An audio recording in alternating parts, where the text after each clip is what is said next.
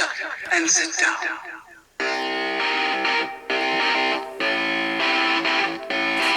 Good evening, everyone. Welcome back once again to Vicious Rants, and of course I am your host, Mr. Main Event himself, the often imitated, never duplicated Superstar Team Vicious, and we're gonna go over Raw this week. Was in Austin, Texas, and while normally the mainstay is to keep Austin weird, this episode was not weird at all because, folks, I was thoroughly sports entertained while watching this show.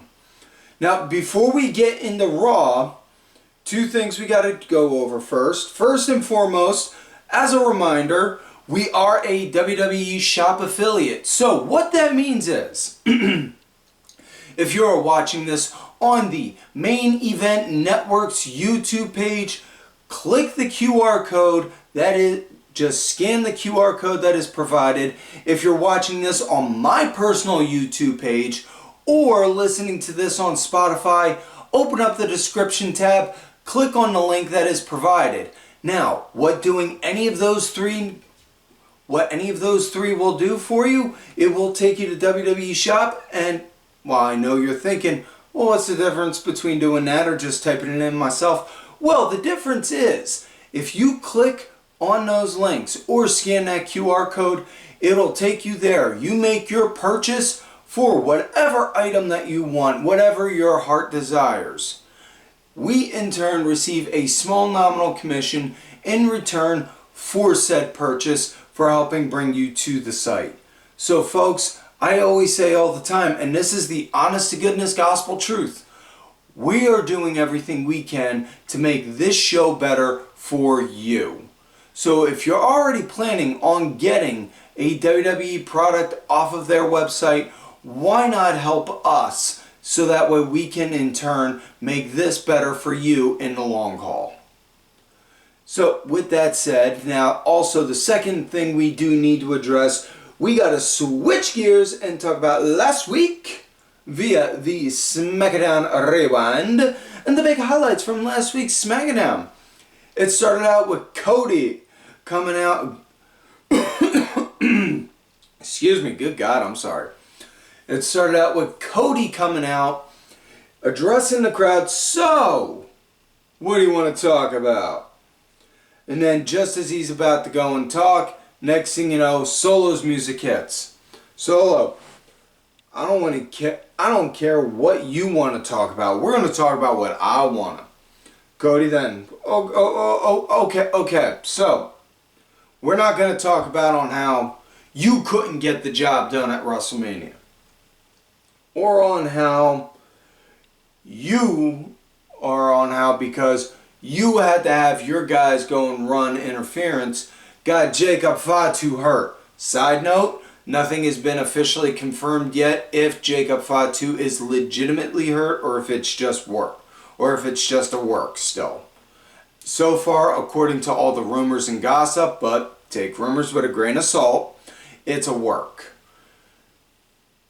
Then Cody hit the nail on the head saying, or we could talk about on how you're nothing more but a cosplaying tribal chief that got taken down by the tribal chief. Which then Solo got all sorts of pissed off on it. Got up to the apron, then the Gorillas of Destiny came out, and just as it was about to go and be a 3-on-1, Kevin Owens came out with a steel chair, helped empty out the ring. Cody then just went over, Kevin, I'm glad you're here, because I was going to address who I wanted to face at Bash at Berlin for my WWE Championship, and the one person I feel deserves it is you. You've been there for me. You have helped me. You deserve a shot at this championship. Owens then reluctantly, listen, Cody, I appreciate it, man. I don't think I do. Oh, no, Kev, you do. Fast forward a little, we see Nick Aldis making it official. Cody Rhodes versus Kevin Owens at Bash at Berlin for the WWE title. That's been made official. Now the other things that have happened on the other big highlights on SmackDown, we had a we had 2 tag team qualifying championship matches. So what that means is we had 2 tag matches. The winners from both matches will face next week to determine who's going to be the number 1 contenders for the tag titles. The first match we had was Theory and Waller, A-Town Down Under, going against the Street Profits. This was a damn good match. Profits wound up getting the win. The other match we had DIY going against SmackDown's 2 most tastiest snacks. Pretty deadly. And well, this was, I was thoroughly sports entertained while watching this match. And DIY got the win, so we're going to wind up having DIY against the Profits. My only concern is anytime you book babyface versus babyface, it's always like, who the hell am I supposed to cheer for? Because I like the Profits, love DIY, but it's, what? Huh? Yeah. So, aside from that, we also had U.S. title eliminator match. So, we had Santos Escobar, C, because he made a note on doing that kind of mockery, going against Andrade to see who would face L.A. Knight, yeah, for his U.S. title, which, on a side note, again, if you have not read Alejandro the Great Brown Hope's blog on the Main Event Network's main page, folks, I highly encourage that you do. Because not only is he a good writer, not only does he make fantastic articles that you can read, he called these guys to step up and challenge L.A. Knight for his coveted United States Championship. And that is not an insult. That is just a fact of life. Yeah. So we had Santos going against Andrade. This was a damn good match. This was really good. Now, trying to think the best way to describe this. This is what I would say is high-level WWE style lucha. And I'm not saying that in a disparaging kind of way, because we all know the quote-unquote WWE style, but yes, they have their own particular style, but they'll let the lucha guys that can do the lucha moves go and do them, and this was a really, really good one. Now we also had Jade Cargill going against Alba Fire. So this is eventually going to lead into a tag match where Jade and Bianca are going to go against... Excuse me, I felt that little frog in my throat. Felt that little scratch in my throat. We're eventually going to get Jade and Bianca going against Isla and Alba again for the tag titles. But yeah, it's just, again, it's all a matter of when, not if. And, well... yeah, folks. Now I do also gotta admit, this one almost slipped past me. We did also the big highlight of SmackDown, the return of the Tribal Chief himself. Solo came out, addressed he wanted Roman, he wanted to see Roman. Roman came out, very slow, very methodical, didn't say a goddamn word. Just looked, got in there, boom, threw a Superman punch. Again, Guerrillas of Destiny, Tamatonga, Tonga they started clearing house, started beating up Roman. Roman came back, got his second win, hulked up, wrecked shit, tried to get the red Loa that he wore, that Solo's been running around with. Guerrillas of Destiny, they stopped him. He again cleared house and wrecked everyone. They all scattered. They had the red Loa. Roman just standing there loud and proud in the ring, like looking like, yeah, I'm gonna have to whoop all your asses. Having that kind of look on his face. So what I'm personally guessing Tribal Combat, Berlin, then Hell in a Cell, in a Hell in a Cell match, then War Games. That is what I'm guessing we're going to have between now and up to November. What if they do anything at Crown Jewel in Saudi? I don't know. But that's me again. That's me freestyling and spitballing. But with that said, let's get into this week's show now. Raw in Austin. It starts out with Mommy coming out. Oh, good. Oh, Rhea Ripley coming out. Mommy coming out looking all sorts of mad. And she just basically saying, Dom, you know, I'm done with you. I'm done. You stabbed me in the back, although I'm pretty sure you're used to hearing this. You didn't go in deep enough. Ooh, you could hear everyone's jaw hit the floor when she said that, like, oh, damn. Ow. That was, ow. My pride got hurt when she said that. Like, ow. Like, that's, ow, that hurt. I felt bad for Dom on that one. But then she talked about on how Liv came, took her family from her, you know, basically saying she's coming for blood. And then you hear Liv, Rhea, and then Rhea looking around, wondering where the hell she's at, sees Liv and Dom all the way up in the fans, all the way up in the fans by the bleachers, saying, you know, you could say I took your family, but let's be honest. You did this to yourself. You made it all about you. And then Dominic talking about on how you tried to make me into somebody else. Calling you mommy, wouldn't let me eat chicken tendies whenever I wanted, trying to do this and this and this. And then eventually, but you know, Rhea, the difference between you and Liv, she helped me do the one thing you couldn't, and that was beat my deadbeat dad. Rhea just looking, okay, alright. Dom, I was trying to help groom you into being a man. And I gave you your dad, and I didn't run in, step in at all whatsoever with your dad, because I wanted you to have one accomplishment on your own without you having to say somebody had to help me. Apparently that was too much of, apparently I was looking and asking for too much on that.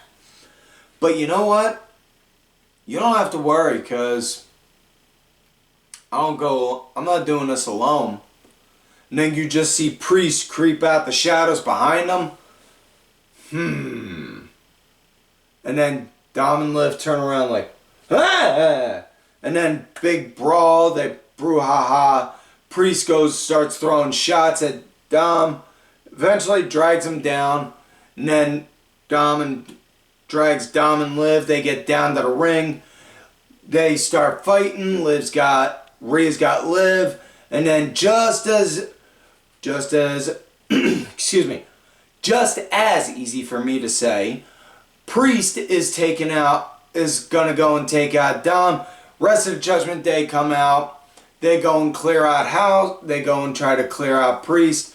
Rhea then makes triumphant return to go and help clear them out. Winds up, boom, giving a kick to the Goonies to Carlito. Stops him. Like Carlito literally running down. Rhea, who was going after Liv, came back and then boom, kicked him right in the nuts. And it was almost like cartoon gag-ish. Like, I got her, oh, God, I don't got her.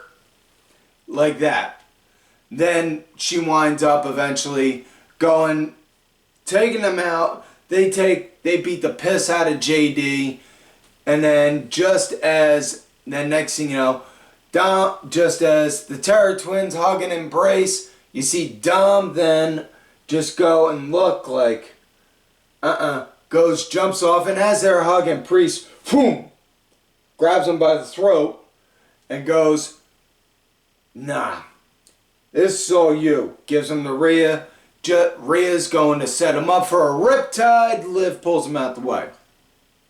And what that tells me right there more than anything, man, once she gets her hands on him, the pop for that is gonna be huge. The people are gonna go banana for it.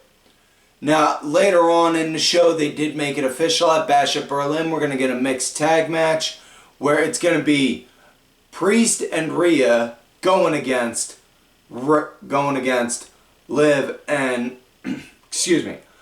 Liv and Dom, I believe it was. My memory is a bit fuzzy at the moment. It's either Liv and Dom or Liv and Finn. I apologize, I don't have all the exact details on hand. But with that said, now let's get into the first match of the night. After all that big brouhaha and that scuffle, we then get to Priest versus Carlito. This night, decent solid pace, I liked it. Priest, he was moving around like he was more so focusing on hurting Carlito than just trying to get the win. Carlito wound up picking up the pace and was leading into the commercial break, with Priest leading a post-commercial break and getting the win, doing a South of Heaven. And then, actually folks, I apologize because the brouhaha scuffle stuff was actually what was happened after the match. See, I was thinking of all that. I was thinking about that stuff that happened. Priest got the win, then that's when Judgment Day came in, and then Rhea did the rundown and kicked in the nuts. I apologize. I was just so caught up and so excited about it. I put one part before another. That's one of the things that we try and do here on this show, folks. We don't hide from our screw-ups. When we screw up on here, we don't hide from it. Unlike Wade, who does like to hide from his screw-ups. You know what you did. I saw what you did with that pen. Anyways, next up we had Odyssey Jones going against some Performance Center kind of jobber. Guy looked like a roadie out of a 1992 Guns N' Roses concert. You know, bandana, buzz cut hair, you know, just tights, and it was just, yeah, right. So the big thing on that was Kofi's hyping up Odyssey. Woods is kind of like, okay. And then, yeah. After Odyssey obviously got the win. After the match, Final Testament came out, threw out some burns at New Day saying, oh, Woods, look, Kofi's just bringing Odyssey Jones in to be a replacement for Big E. So, and then more squawking ensued, and then Kofi issued a challenge. 3-man tag next week. Us three against the Final Testament. So, yeah, we're going to be getting that match next week. Next up, we got Otis and Akira Tozawa going against the Creed brothers in a Tornado tag match. And, yeah, this was actually really decent. Now, the Creeds, they were leading at the start with Otis and Tozawa. They were leading into the commercial break, and that came to be because Otis just grabbed Akira. It was like, okay! And then he threw him over the ropes to land onto the Creeds, just clearing them out. I thought the match was good. I thought it was decent. It was a nice little kind of like middle of the show like match of, okay, this is going to be like our car crash scene moment. Because it's a mixed tag match. You know, everyone's going to be running in and out all the time. So either way, decent match. Now, Tozawa and Otis, they were leading post-break. And man, it was decent. Otis was a damn wrecking ball in there, and good God. That is a dude I would not want to get into a fight with because, yeah, he just has that scary strength. He has that scary strength, I'm sorry. Now the match came to an end when it looked like Otis and Akira, they were going to win. When Ivy Nile came out of nowhere, grabbed Maxxine and proceeded to put her in a dragon sleeper, and all the while that's going on, Otis sees it and he's like, what's going, what? He sees that and he's freaking out over it now, and as he's doing that, the Creeds roll up Brutus and they dogpile him to make sure they put enough weight so he can't kick out to get the 1, 2, 3. Now those kind of interesting roll-ups I'm all good for. Anything else though really, if it's just one of those impromptu surprise, what?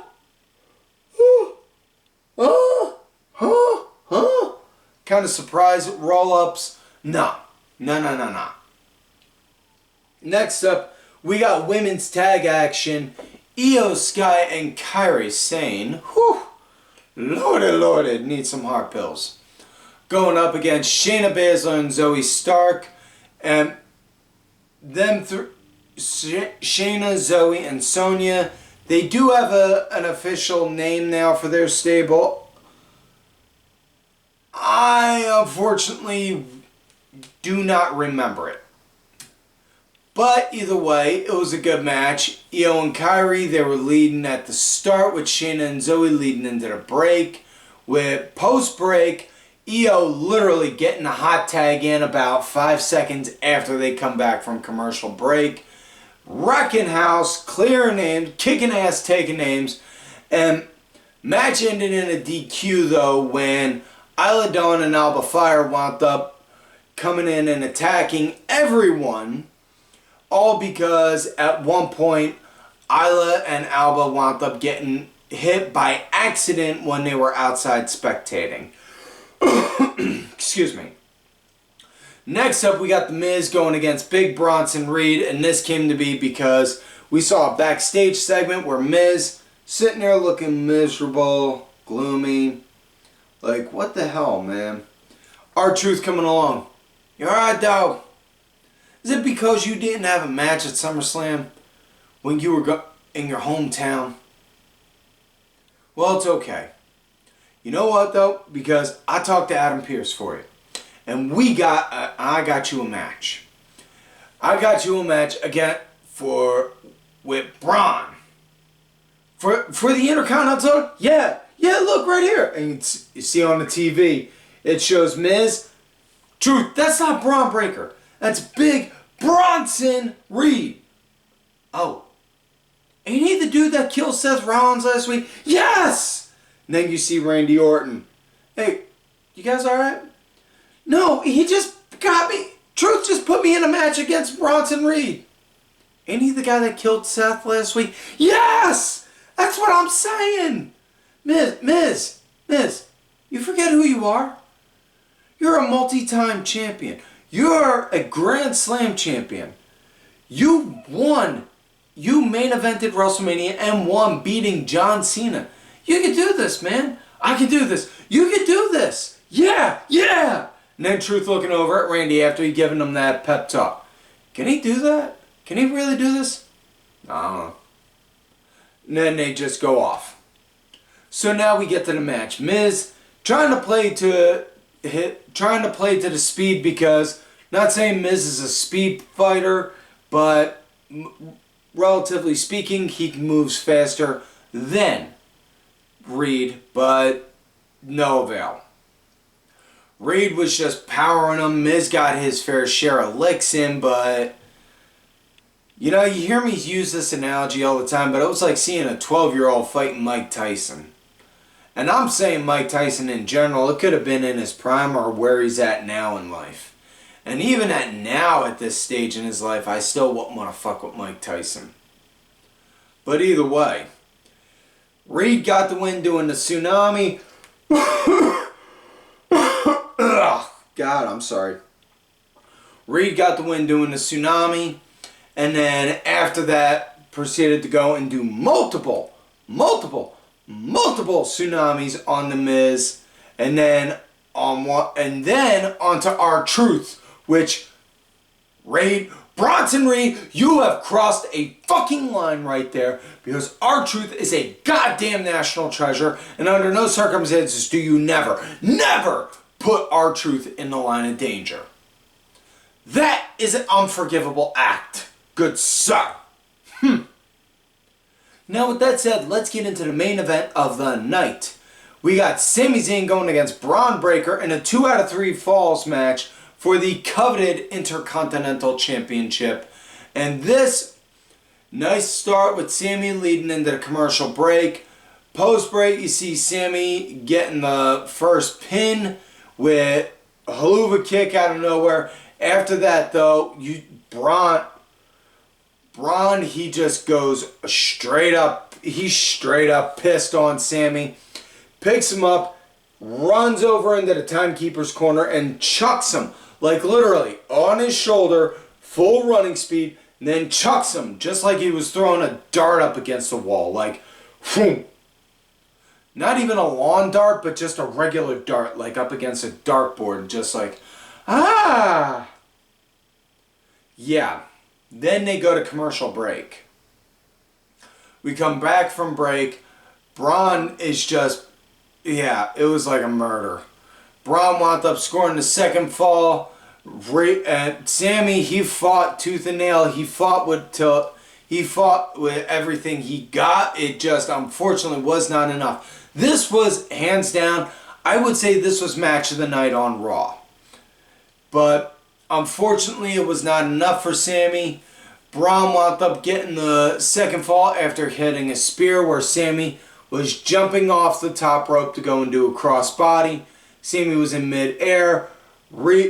Brekker caught him, speared him for the 1, 2, 3. That was it. And the show ended with Brekker holding the title, screaming and yelling, cheering that he won. So folks, that is it for this week's show. So like we said at the beginning of the show, we are WWE Shop affiliates. So see that QR code up there? See that QR code up there? You should, because it's been up there this whole time watching the show. Scan that with your phone. Or if you're watching this on my personal YouTube page, or listening to this on Spotify, or wherever you get your podcasts from, open up the description tab. Open up the description tab. Click on the link there. Make a purchase off of that link. And in turn, making a purchase from WWE Shop using that link helps our show get better for you in the long run. And folks, like I always said, thank you to LFC Lingerie Fighting Championship for being a contributor to the show. They are a little bit of wrestling, a little bit of MMA, and a whole lot of attractive women wearing a little bit of nothing. Thank you. Also, folks, do not forget to check out WhatAManeuver.net for some vicious rants apparel. Help support the show. If you're watching the video, you see this. If you love me, great. You hate me, shirt. I always love wearing these shirts whenever I can. We got them in t-shirts, women's tees, tanks, unisex, tanks, long sleeves, toddler tees, and baby onesies. Also, folks, they're a perfect gift for somebody you love, somebody you hate, or just a shirt to give the goodwill. Don't forget to check out these cats on Twitter. DSB_Ivy, Main Event _Net, the Main Event Wrestling Network Twitter page, Sergeant Curry Pants, 3 Count Thursday, and D Dryer 1986. And folks, like the shirt says, if you love me, great, and well, if you hate me,